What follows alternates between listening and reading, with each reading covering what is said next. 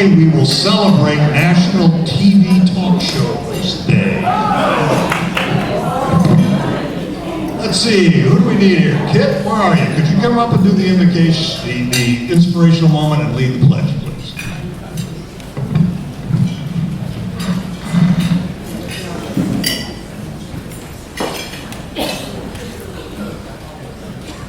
As we gather with our dear friends to learn new things and enjoy a delicious meal, let us remember that with our fellowship comes an obligation to bond with our fellow Rotarians, to help and share with those less fortunate. And I can see by the table out front that we are sharing a lot of wonderful things with those less fortunate, and thank you all for bringing all that wonderful stuff. Remember, and I remember this all the time, I remember that each day is a gift and another opportunity to serve. And now, please join me in the Pledge of Allegiance. I pledge allegiance to the flag of the United States of America and to the republic for which it stands, one nation, under God, indivisible, with liberty and justice for all. Thank you, Kit. So the question is, what kind of a dog does magic? And the answer is a labracadabrador.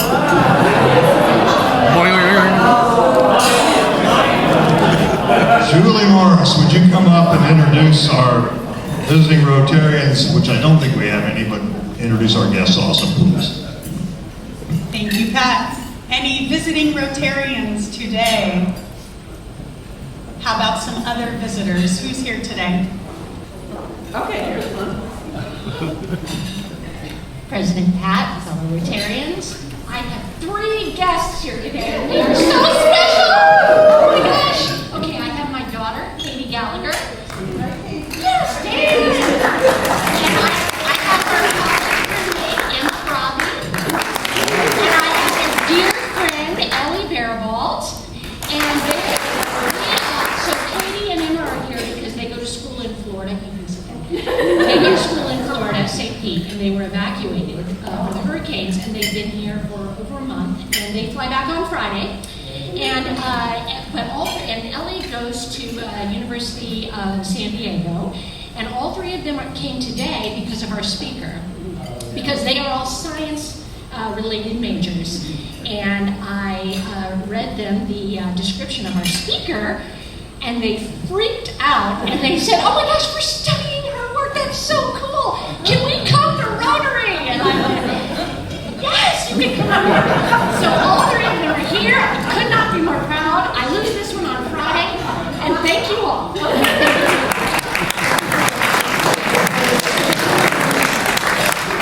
So President Pat, fellow Rotarians, Julie, and your guests, please meet Dr. Kay Ely, our speaker for today. And my other 2 guests would be Paul Gerke, who's a special guest, and then my daughter, Mary Grace Brown Hine.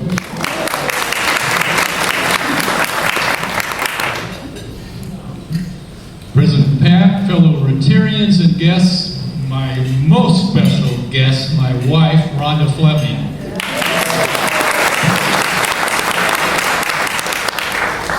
President Pat, fellow Rotarians, I'm happy to introduce my special guest, Jennifer Stein. You guys may know her. She was a speaker a couple weeks ago for PAWS. President Pat and fellow Rotarians, I have a special guest who's getting inducted today, Jim Lewis.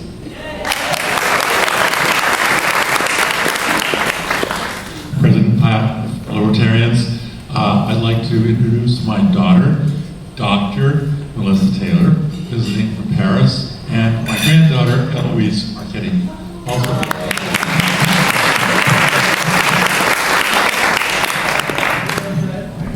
President Pat and fellow Rotarians, it's again my distinct pleasure to reintroduce my lovely wife, Holly.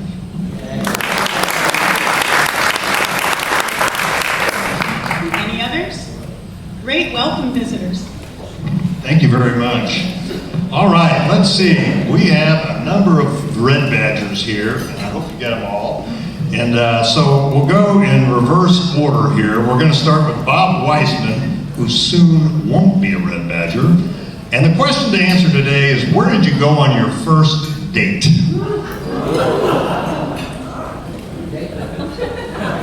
No, just answer the question. Not have to come up here later on and do that. My first date Where'd you go on your first date? with my current wife. I don't care who you went with. She's my only one. Let's see. I guess we went to the movies, and I had my mother drop us off a block before because it was too embarrassing. Very good. Samantha O'Brien, you're here somewhere. Where'd you go on your first date? Let me see. Make something. Blue and Mickey's downtown. Oh, very good. Emily, are you here, McGovern? Yeah. Emily, where'd you go on your first date? It was the movies, and we saw one of the Avengers movies. All right. Kathy McDonald. I don't remember my original first date, but my husband was sushi. Okay. Julie Gallagher, where'd you go on your first date? Well, I don't remember my very first date. It was probably McDonald's because that was the only restaurant in the tiny town I grew up in. But my first date with Jim, we went to a fundraising benefit, and it was wonderful. Mark Fleming. First date was on my Harley Davidson. I took Rhonda to Harold's. It's a bar and cafe and ate 3 beers on it. We had a hamburger and did 2 morning dozen. Oh, very good. Melissa Crow. I believe, I don't remember the name of it, Jack might be the restaurant. The Ladies? Yeah. With my son. No.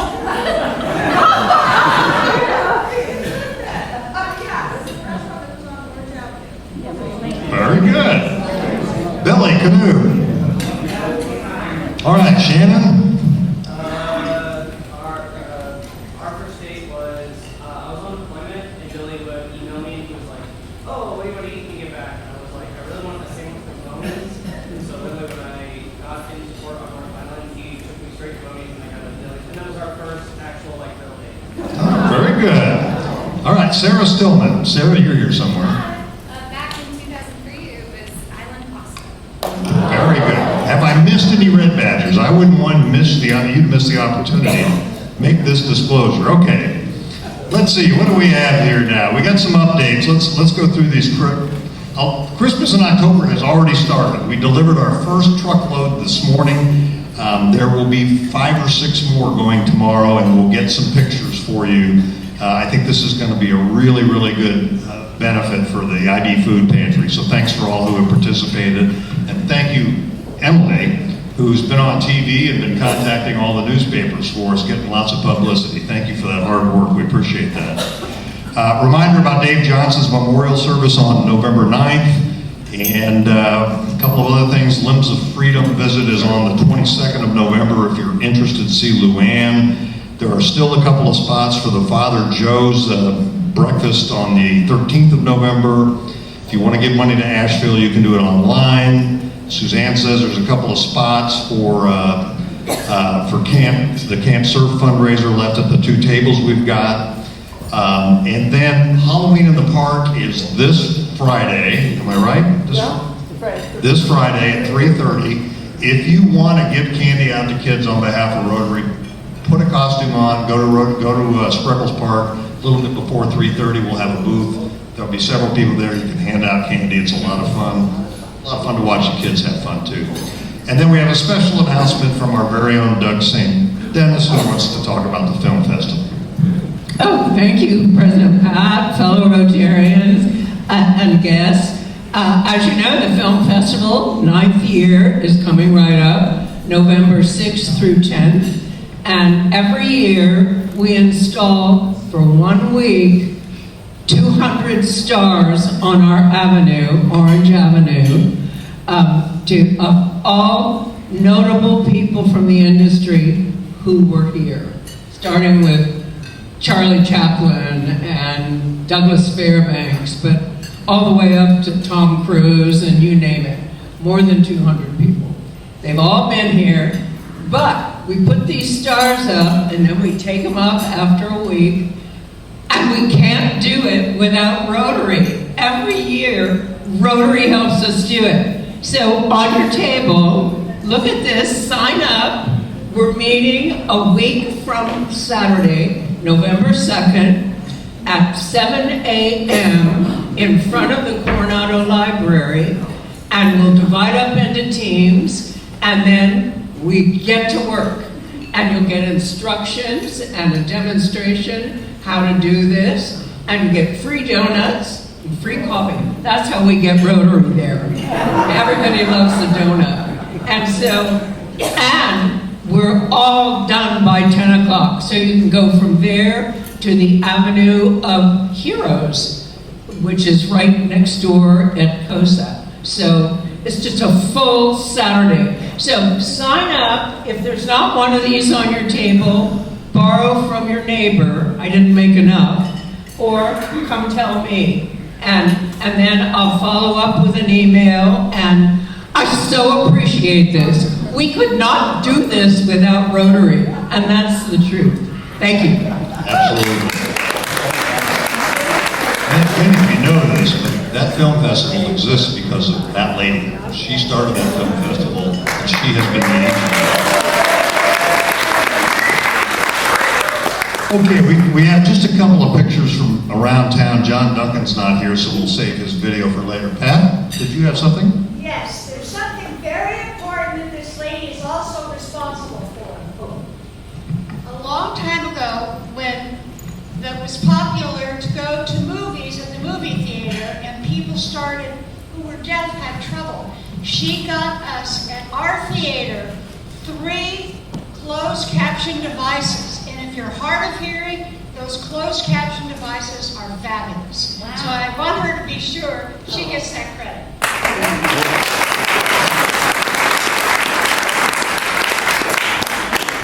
With the age of our crowd, that's becoming increasingly more important too.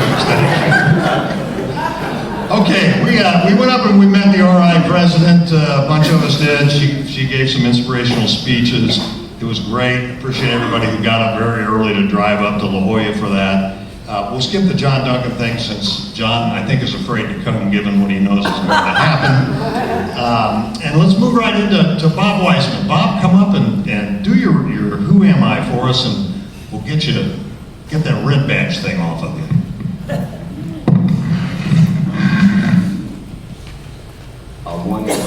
Thank you, President. Yep, put him on the mic. Or just hold it, yeah. How's that? Pretty good. I'm Bob Weissman. I'll do a Rotary Minute first. There's a lot of things that I learned about Rotary by looking this up, so it was interesting. There's over 1.4 million Rotarians all over the world, and more than 46,000 Rotary clubs in 220 countries. The smallest Rotary club in the world is 11 members in Nauru, which is an island in Micronesia. The largest Rotary club in the world, which is debated, but it's Oklahoma City with over 600 members. The U.S. makes up 28% of all Rotarians in the world. The first women joined Rotary 37 years ago and now number close to 200,000.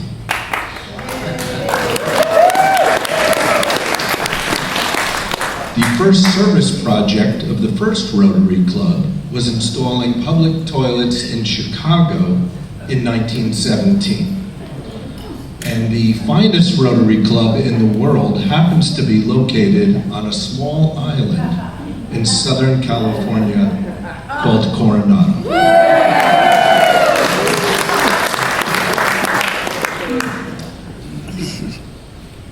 I'm going to try to put 68 years into 2 minutes here, so I'll talk fast. Okay? I'm Bob Weissman. My wife, Judy, and I, have lived in Coronado on Glorieta Boulevard for over 8 years. Our 3 grown married children also live on Coronado. And we have 4 grandkids, which includes a little girl born just 3 days ago. And my wife Judy is very active at the hospital and is the current chair of the Coronado Hospital Foundation. We both grew up in New Jersey, met on a blind date, and have been married happily for 37 years. We raised our kids on a 200-acre farm in western New Jersey, where we also raised black Angus cattle. Our family is sort of a unique blend of country and beach, which makes us very well-rounded. I started my career in working for a large accounting firm in New York City and became a CPA right out of college. After 6 years of being in the accounting world, I decided I was more interested in building businesses than reporting the history of how they did. So my brother and I started a small printing manufacturing business, which grew to a large business over a mere 17 years. And we eventually sold to a large multinational company. I found myself retired for the first time at 44 years old and took a few years off. Helped raise our kids, which was invaluable, until my wife thought I was getting boring. So my brother and I spoke to each other and decided to get back into business for great partners. And we got into the world of franchising. We decided to get the development rights to a brand new franchise called Massage Envy, which is just starting. We bought many states for that. Then European Wax Center was another one we got involved in when they first started, and business coaching, a franchise for that as well. So we got really good at developing franchises. So after building those teams of franchisees and those businesses, after 16 years, in 2019, just before COVID hit, we retired for the second time, this time permanently, so we can spend time traveling the world, trying to perfect my golf game with President Pat. It's a long haul. And spending time with our grandkids on beautiful Coronado. Thanks.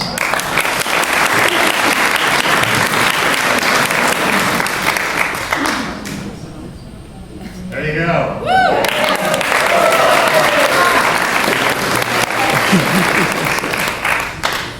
That perfecting of the golf game is a lifetime fool's errand.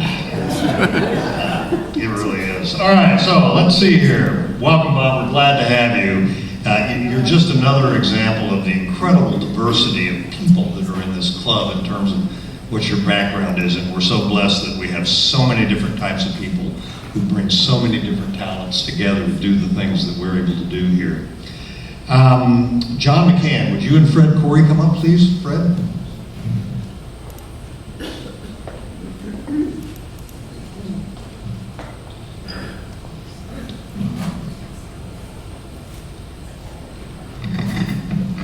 Now, some of you know who Paul Harris is, but for those who don't, Paul Harris was the one who founded Rotary back in 1905. And now Rotary International has created these awards for Paul Harris Fellow, and now we award recipients for donating and being very generous with their contributions to the Rotary International organization. And I would like to present Fred Corey with his Paul Harris Fellow Award right here. And here you go. Of course. And then you also get your pin right here. Of course. So congratulations, and everybody give him a round of applause.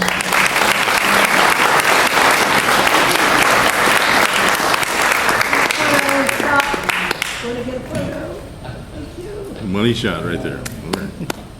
Fred is also a member of the Paul Harris Society. He couldn't be here last week when we inducted our other members, so we wanted to make sure we got his to him as quickly as we could. Jane Simmel, would you like to have the floor to talk about another group of amazing Rotarians, our Crown Fellows?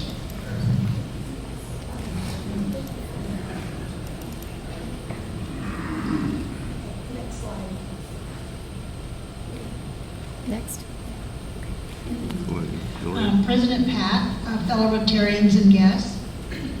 Today, we will be recognizing 2 of our Crown Fellows. But before I call them up, I would like to say a few words about the Crown Fellow recognition and our Rotary Club of Coronado Endowment Fund. Next slide. Our foundation's endowment fund was established in 2001 with the purpose of promoting giving to the club and to ensure the strength and stability of our charitable works. At that time, to encourage members to contribute to the endowment, a level of recognition was set at $1,500 with the designation of Crown Fellow. And that level remains the same today. You can become a Crown Fellow with a contribution of $1,500. The board determined that at that time, that once our endowment fund reached $250,000, we would begin taking annual distributions of 4% of the fund balance, and that would be used to support our charitable purposes within our local community. In 2015, we reached that goal of $250,000, and ever since, we have been able to take a 4% distribution every year. Excuse me.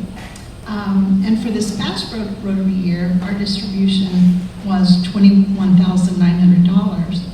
So to date, since 2015, we've taken a total of $168,000. Next slide.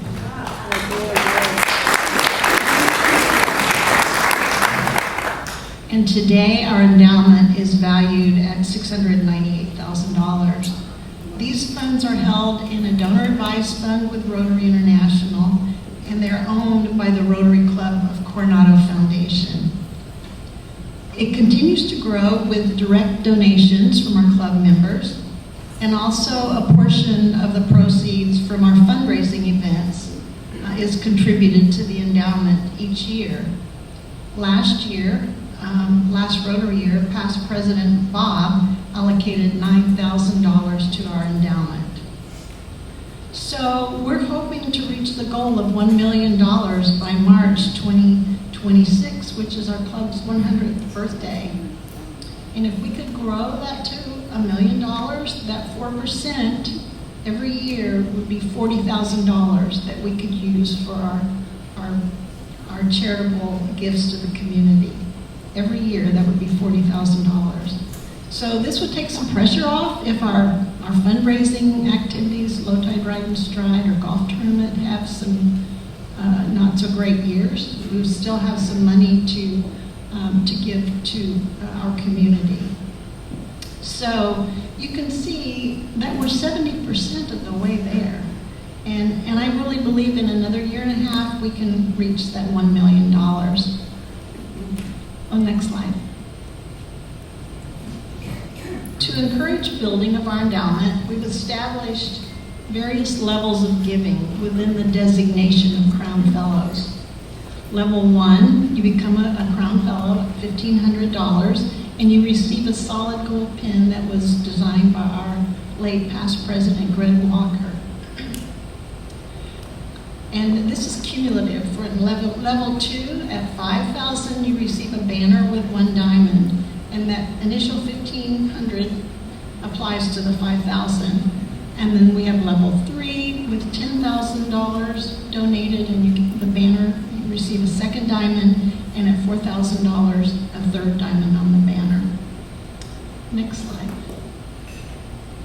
So today we're recognizing 2 of our Crown Fellows who have reached level 2 by giving at least $5,000 to our endowment. Would you come forward to receive your banners? Ted Considine and Kit Williams.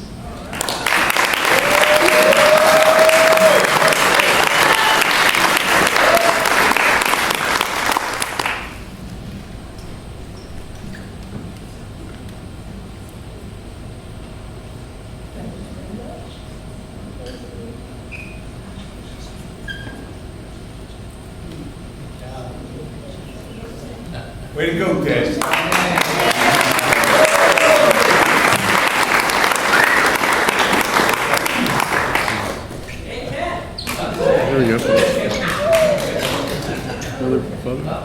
we go.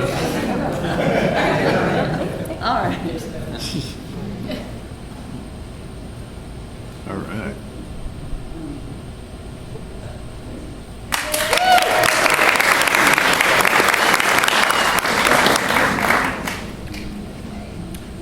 Now, next slide.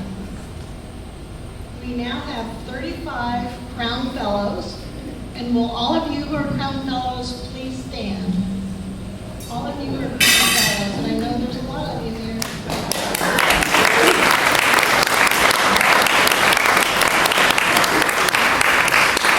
These members, along with the few who are now deceased, have contributed more than $220,000 to our endowment. Thank you.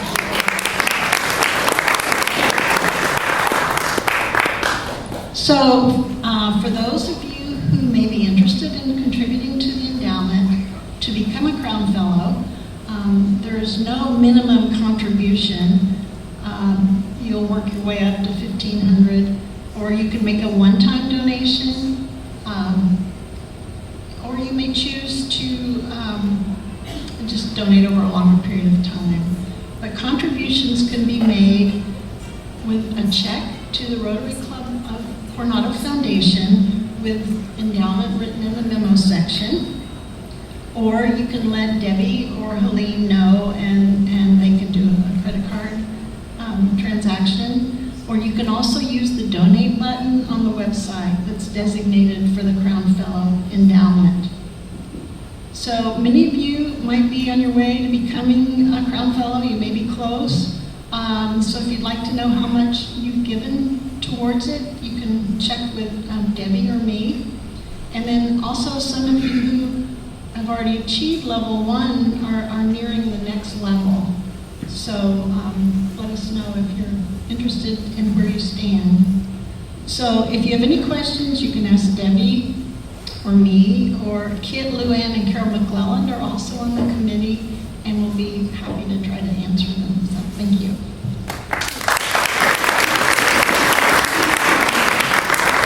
Thank you very much, Jane. Okay, now we get to do one of those really, really fun things in Rotary, and that is bring a new member in. So, Bill, could you come forward and induct our new member, Jim Lewis? Jim? Thank you, President Mahomes. And Weissman, thanks for stealing half my speech with the number of clubs, number of countries, all that stuff. Come on over. Sponsor Kathy McDonald and new member Jim Lewis is here. Jim's classification is construction estimation. Jim, welcome. A new member in our club means fresh ideas, new enthusiasm, and greater fellowship, which leads to outstanding service. You've heard a lot about that service today, and I'm sure we're going to have you as part of it soon. One of our major goals of our club is service above self. It means participation, saying yes, committees, activities, all that stuff. It sounds like you're ready for that. One question for you, my friend. What is your primary motivation for becoming a Rotarian? Well, in the past, probably like a lot of people, my opportunities for mentoring and volunteering and giving was through my place of work, where we spent so much time. Having retired 14 months ago, I needed a new outlet, and this is it. I look forward to doing everything I can here to help everybody, and as long as it's at least mid-November, because I'm going to Hawaii next week. So. Aloha, there, accept your pin. And Weissman, if you'd have gotten married more than 37 years ago, we'd have had women in Rotary a lot sooner, because wasn't it 37 years ago we had women in Rotary as well? Come on, Bob. Okay, please now welcome our newest Rotarian, Mr. Jim Lewis.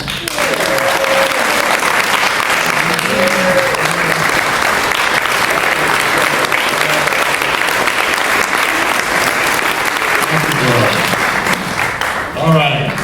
So today is National Television Talk Show Host Day.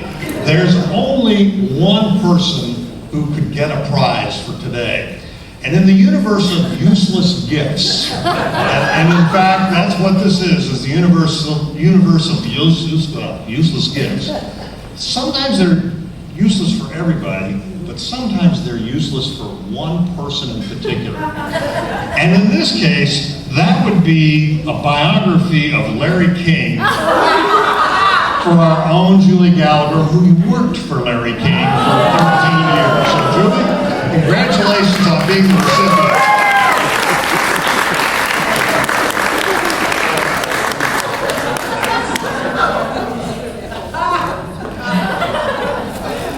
Okay, let's see. Mary Grace Braun, do you want to come and do the introduction for our speaker, please?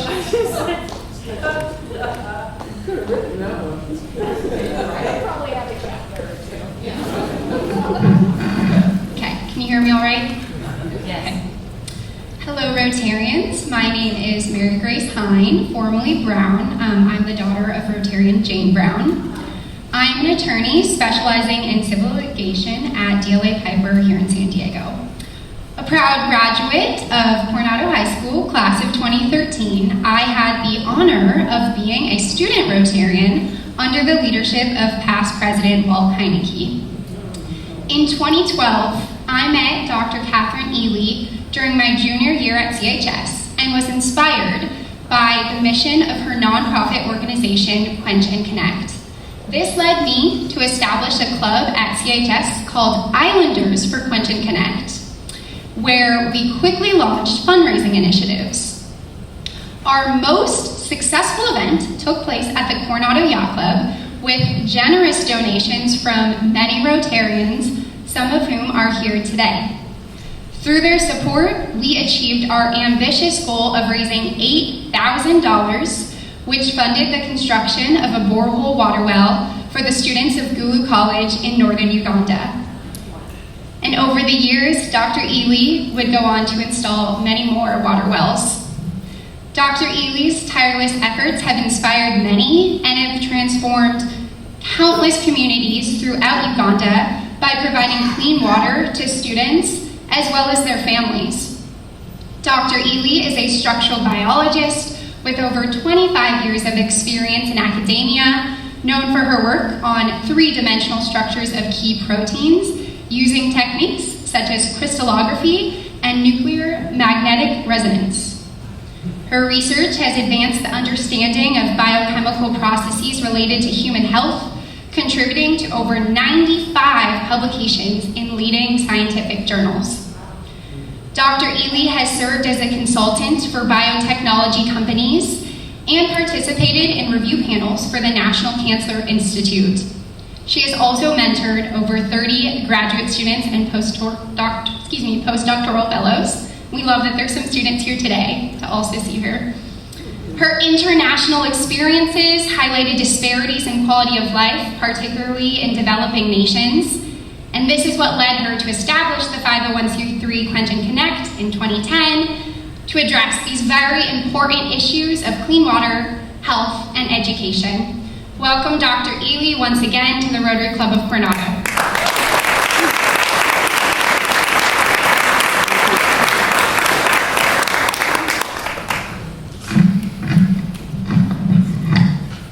Hello, and it's so nice to be back here to speak to this group. The first time I spoke to this Rotary Club was in 2011. So we have a long history, and we're very, very grateful to all of your participation. So I've been asked today to give you an update on our work with our nonprofit Quench and Connect. We'll do that, but I want, for some of you who are new to the story of Quench and Connect, I'd like to play a short video that tells the whole story, and then we'll get into the details. So we can have the video, please.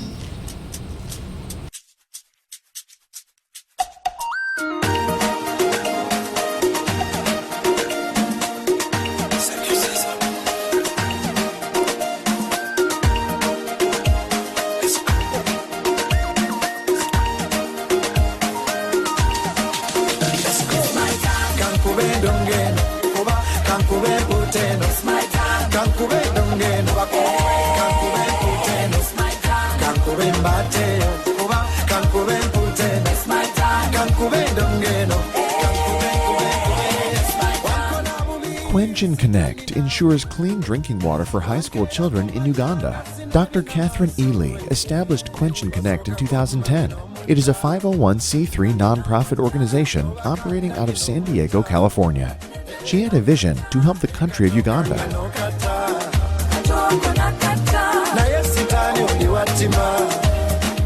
Uganda is a country in Central East Africa that has a lot of promise for success. The government there does not yet provide a school system for high school education. Most of the high schools are private boarding schools established by Ugandan private citizens and are located in rural areas where there is no piped water.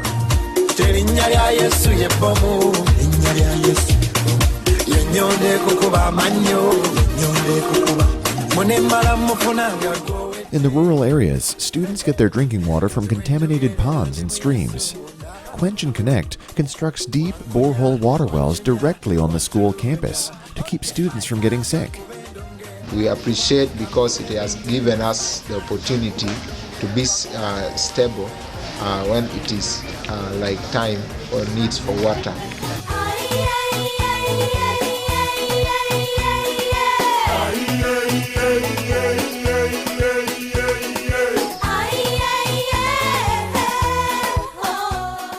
Quench and Connect is working with schools all over Uganda. Quench and Connect also provides educational tools to assist the teachers and students, including textbooks, science teaching equipment, computers, art supplies, and more. For the first time, none of our students failed biology, and this is attributed to the support they are giving in teaching science, especially the lab equipment. And most of the students now, they are willing to come back to study at A level because they are seeing that we have enough books and enough laboratory equipment from Quench and Connect. We are happy to see you today. Sit down and listen to us. Bugalo choir is singing for you. Hello, hello. Welcome, our dear visitors. We are happy to see you today. Sit down and listen to us. Bugalo choir is singing for you. Hello, hello. Quench and Connect honors star students with university scholarships to fulfill their dreams. I thank Quench and Connect for the support or the scholarship that they gave me. I really had nothing like hope for studying, but after connecting me to the Quench and Connect, they have really supported me and I've finished my second year. I'm really happy, and I was in the village without hope, but now I have a lot of hope and I expect my future to be wonderful and amazing because of Quench and Connect. Quench and Connect's goal is to take Uganda to the next level and create bright futures for these educated citizens.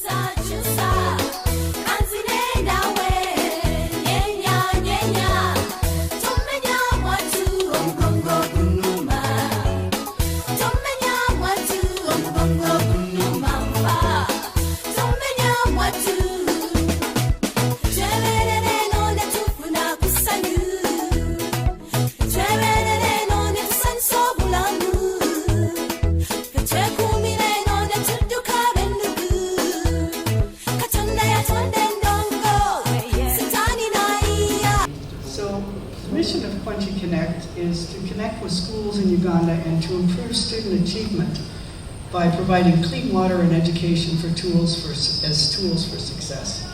We're a 501c3 established in 2010. And the next slide gives a little bit more to add to what Mary Grace said about my background. So my background is structural biology. So when I was retiring from that, closing my lab, I began thinking about why I never had any students coming from the continent of Africa. I had students coming from Central America, Southeast Asia, a lot of developing countries. So I thought perhaps the reason was lack of clean water, and I had a chance to go to Uganda, and there I learned about the situation. My work in structural biology, by the way, is three of the molecules. We determine the shape of the molecules, so that's what you can see there. Each one of those has a different characteristic shape, so its function is different. Three of the molecules studied in my lab are now used in a genetic test to predict recurrence of breast cancer. So that's the benefit of the kind of research that we do. So the next slide tells about Uganda. So when I had the chance to go to Uganda, what I learned when I was there is that there is a lack of clean water, but there's also a lack of high school education. So I returned home and said, I think we can do something about this, and decided to found this nonprofit. So Uganda, for those of you who have not been to the continent, is in Central East Africa, surrounded by Kenya, Tanzania, Rwanda, and the Democratic Republic of Congo. There's 48 million citizens living there. It's a democracy, and it's had its independence for 62 years. There's steady growth in GDP, so the country is stable. The next slide gives you some more information about Uganda. So the most important thing is it's stable, so that means we can work there. So there's not unrest, civil unrest. And then the other really important thing is there's ample food. There's 2 good rainy seasons there. So for the most part, people are not hungry, they're not starving, which means they're ready for education and the work that we want to do to help them. The other thing is that they have, I've been all over the world, many, many countries. I have never seen an altruism, a cultural altruism like Uganda has. So if someone attains some measure of personal growth or accomplishment or wealth, they share it with their family and community. It's unbelievably beautiful. So the work we do there can definitely have a ripple effect. Because if we help some students at one school, they will help other people. So the next slide tells the challenges that we found in Uganda. So 70% of the government piped water in the cities is contaminated with E. coli, which is a miserable pathogen. And there's little clean water in the rural areas. Secondly, the primary education is provided by the government, elementary school, but the government does not have the tax dollars to provide high school education. So the schools that are constructed by citizens and parents, and predominantly in rural areas where there's no clean water. So the next slide shows our solution to that. What we do is we construct on the campus of the high schools that are already built a borehole. So a borehole is like we had in this country. It's a hand pump water pump. We had it 150 years ago in pioneer days in this country. It's a simple thing.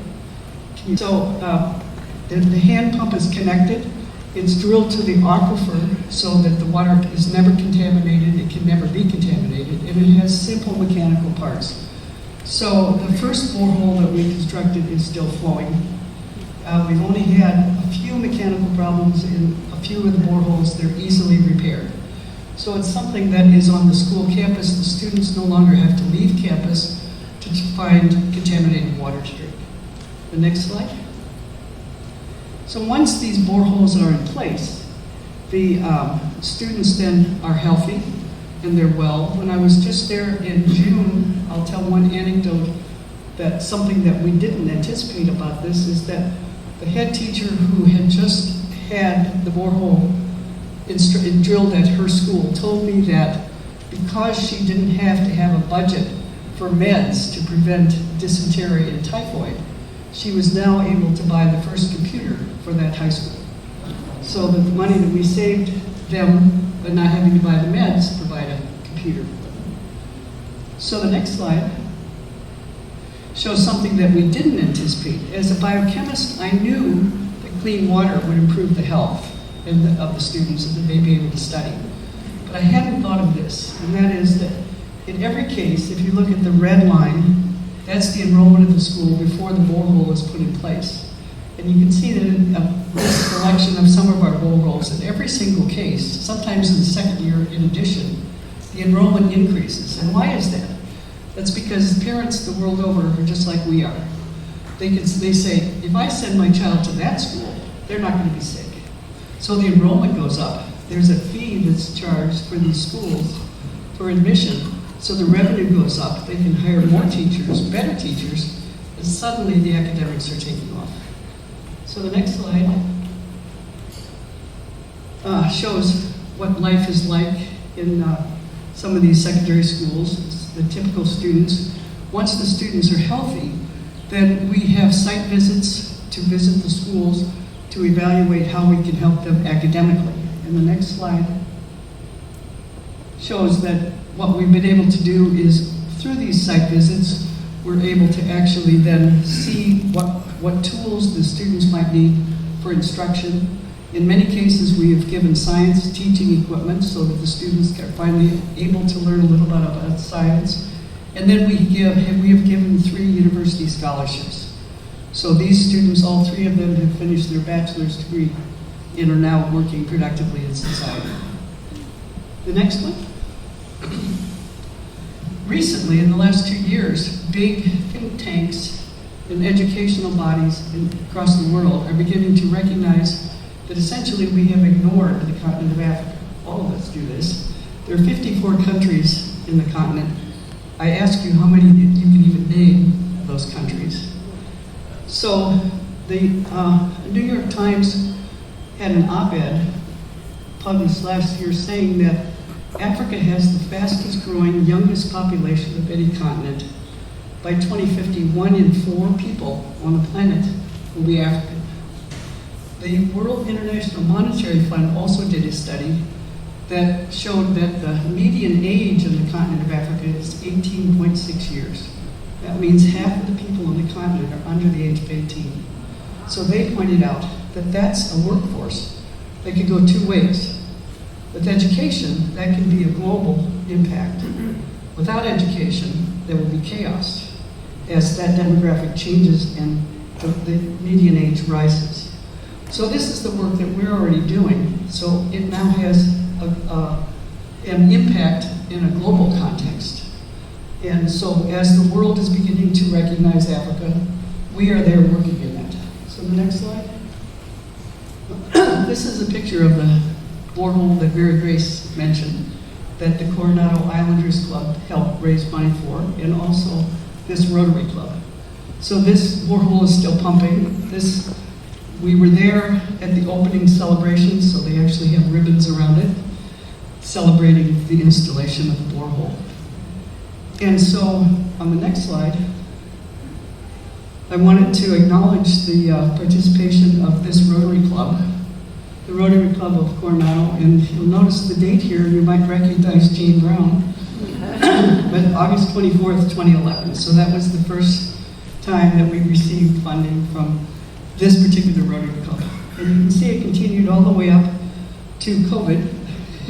And there, as everything else in the world, there's been a lapse, but I'm hoping that after today that we can reinvigorate the participation of this Rotary Club. So the next one. I wanted to let those of you who know about this work and maybe heard this presentation 8-10 years ago when I've talked about it before, or even 4 years ago, because we've come a long way from one borehole at Gulu. So right now this week, I just talked to the drilling company. The drilling rig is moving to the north of Uganda to drill 2 more boreholes. So we will have clean water at 49 schools, and within the next year, we will hit a big milestone, which is clean water at our 50th schools. We conservatively estimate that each borehole impacts and improves 2,000 lives. So that means in the coming year, we will have impacted 100,000 lives. We've also done science teaching at 10 schools. And the boreholes, you can see the parts that are colored blue are the regions where the boreholes have been, so we're pretty much working throughout the country. There are 3,000 more schools, high schools, in Uganda that are waiting for clean water. So our work is ahead of us. We have a lot of work to do. But we feel like we're making a big impact. We feel like we've hit these milestones, and we now are ready to grow this organization and make it strong. Our 3 university scholars have graduated and are working. One is working on a development project in the country. The other one had his degree in computer physics from Makerere University. He's now in graduate school at a technical institute in Malaysia. And the third one just got his degree in nursing. He's finished a 1-year internship throughout the country, and he will now be working as a nurse for his countrymen. So the next one. The seed that the Coronado Rotary Club planted prompted us to, because of the clean water primary project initiatives of all Rotary clubs, to talk to other Rotary clubs. And so now we have a number of Rotary clubs here in San Diego, as well as a few in the Midwest. And we have, by working with them, participated in 2 successful global grants, each supporting 4 boreholes. And the next slide is what I like to think about all the time as we do our work, and it's a quote of mine, a favorite one of mine, from Margaret Mead, who was a famous anthropologist. And she said, "Never doubt that a small group of thoughtful, committed citizens can change the world. Indeed, it's the only thing that ever has." And then we'll just put up the last slide, which gives you our logo and our tagline, "Clean water flows with education for a better future," and our website if you want to read some more about it. And thank you for your attention. We'll take some questions.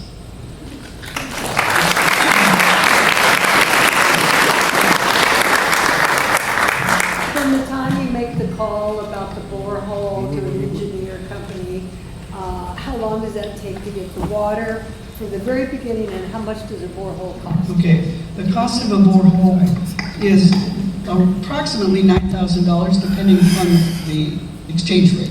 So the last one that I paid for was $8,400, but I would say around $9,000. We have a working relationship with the best drilling company in Uganda.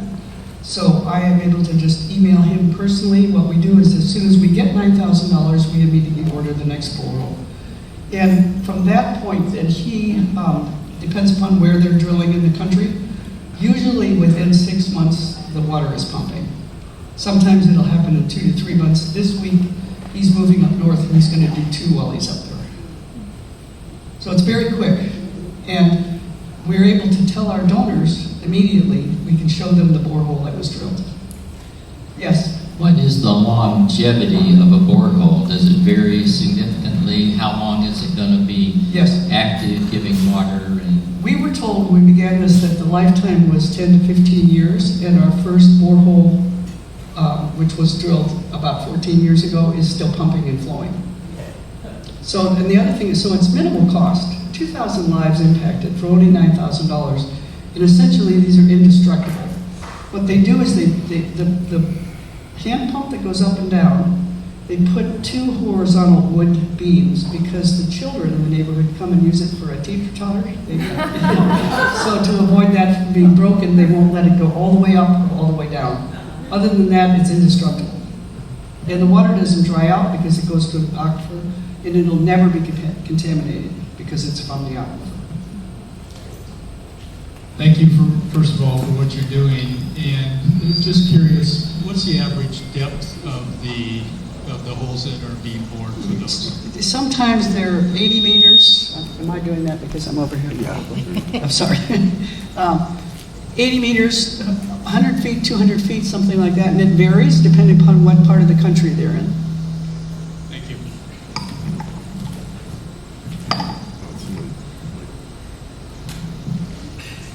What is the native language of Uganda? People who were speaking English, but it seemed like a second language. It is. So all children in Uganda from what they call nursery, which is preschool, learn English. So all education is in English. The culture is 17 basic tribes. Each tribe has its own language.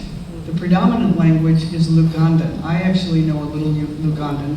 I thought when I first started going there, I would try to learn all the 17 languages. I can't do that, but Lugandan is understood by most of the country, but we have no problem with communication, which makes it very easy for us to work because everyone from nursery on speaks English. Yes? How large is the aquifer that you're drilling from? Or is that a complicated condition? It's a large aquifer because Uganda borders on Lake Victoria, so that aquifer is big. There are, I think, 3 or 4 large aquifers in the continent of Africa, and the largest one, surprisingly enough, is under the Sahara Desert, which, if you go back in geologic time, was at one point a tropical rainforest. Yes? The median age statistic was remarkable.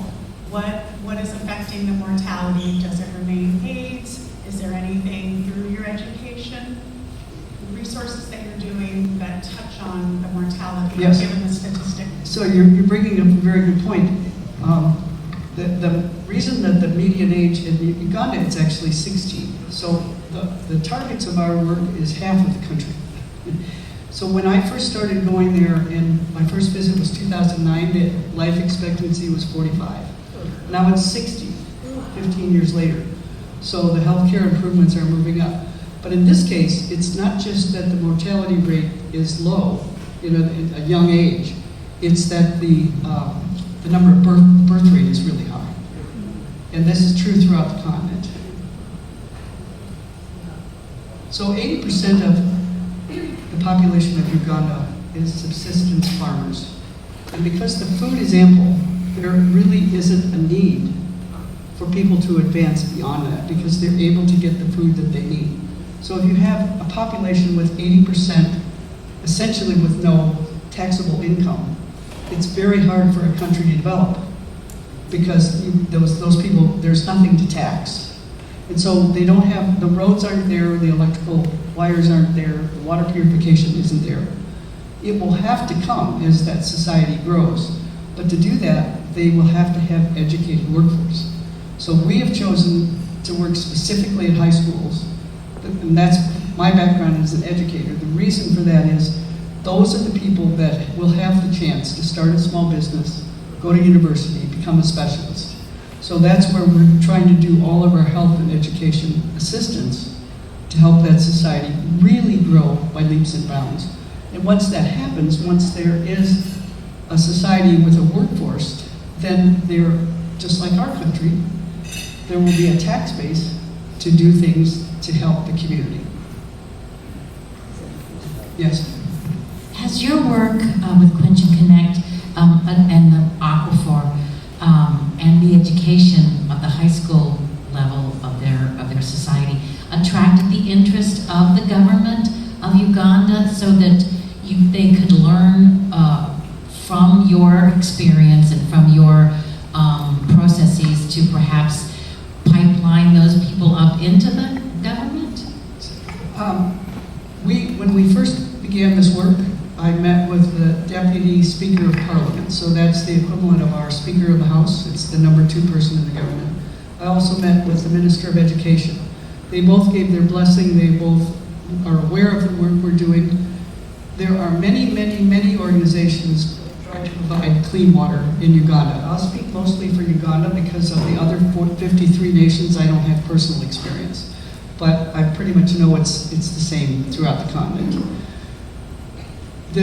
Most of the people, big organizations, World Vision, UNICEF, places like that, are giving boreholes in communities because the problem of piping the water is beyond what the government can do because that involves trucks, pipes, drilling companies, water engineering, water purification. That's years away. So the government is aware of what we're doing, but really it's all hands on deck because all these other organizations are putting boreholes in communities. It's an endless need. And so we're focusing on the high schools. And by the way, what Quench and Connect does is novel that way. The combination of the water and education is novel. Other people are not doing that.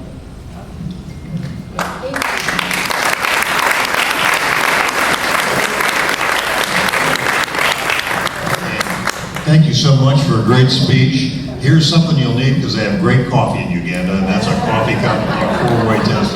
But thank you so much. We appreciate you being here.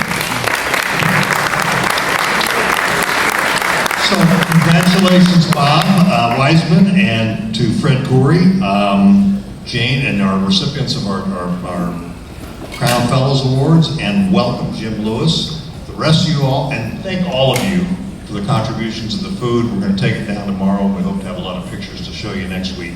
In the meantime, go out, do some good, have some fun.